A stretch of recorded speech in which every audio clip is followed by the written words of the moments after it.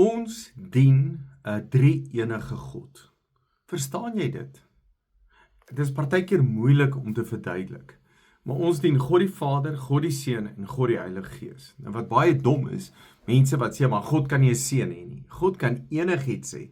So dis God die Vader, God die Seun, God die Heilige Gees. Maar ek wil vir jou 'n skrif lees, 2 Korintiërs 13. Hy sê, mag die genade van ons Here Jesus en die liefde van God en die gemeenskap van die Heilige Gees met julle almal wees. 2 Korintiërs 13 vers 13. Hy sê, mag die genade van ons Here Jesus, die liefde van God en die gemeenskap van die Heilige Gees met die almal wees. En dit ken ons baie goed. So, wat baie mooi van hierdie gedeelte is, hy sê, mag die genade van die Here Jesus, dis waar dit begin. En dis wie Jesus is. Jesus is die deur na die Vader toe. Dis Jesus wat ons sonde vergewe. Jy kan nie by God die Vader uitkom sonder Jesus nie. So dis Jesus wat eerste genade aan ons bewys. Nou moet jy ook verstaan dat die kerk, die kerk, is die bruid van Christus. Dat Jesus kom en hy stel die Vader aan ons bekend en daarom sê die Bybel dat ons in hom moet glo. Ons moet glo in wat Jesus doen. Ons moet glo in wie Jesus is. Ons moet glo in dit wat Jesus vir ons gedoen het. Dan kan ons by die Vader uitkom. Die Vader, want nou vra mense, moet ek nou Jesus aanbid, ek die Vader aanbid, maar Jesus stel die Vader aan ons bekend. Hy leer ons om te bid. Onse Vader wat in die hemel is, dan leer hy die Onse Vader gebed. So tot wie bid jy? Dis deur Jesus tot die Vader. Dis deur Jesus wat ons die Vader aanbid, wat ons hom verheerlik, en dat ek by hom kom. Ek is kinders van die Vader. Jesus is eersgebore, hy is 'n ou boet, as ek dit nou mooi Afrikaans kan sê, en ons is kinders, wat kinders word van die Vader, en ons aanbid hom. Maar dit is so mooi, hy begin by Jesus, hy sê, mag die genade van ons Here en die liefde van God, want so lief het God die wêreld gehad, sy enigste seun te stuur. So, ons het God die Vader wat ons lief het, maar dit is deur die genade van Jesus dat ons by hierdie liefde kan uitkom. En waar pas die Heilige Gees in? Jesus kom en hy sê, ek gaan vir julle 'n ander trooster stuur. Daai ander is dieselfde soort.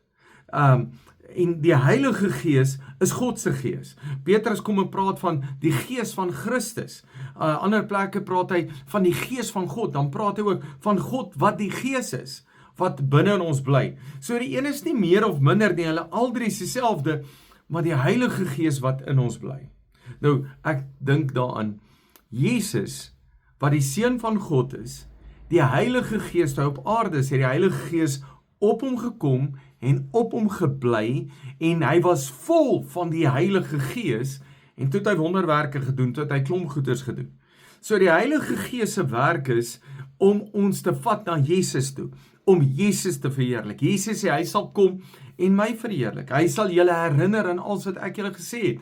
Die Heilige Gees is die een wat hier by ons is, in ons is, wat met ons praat. Dit is die Heilige Gees wat ons na die Vader toe wys, na Jesus toe wys.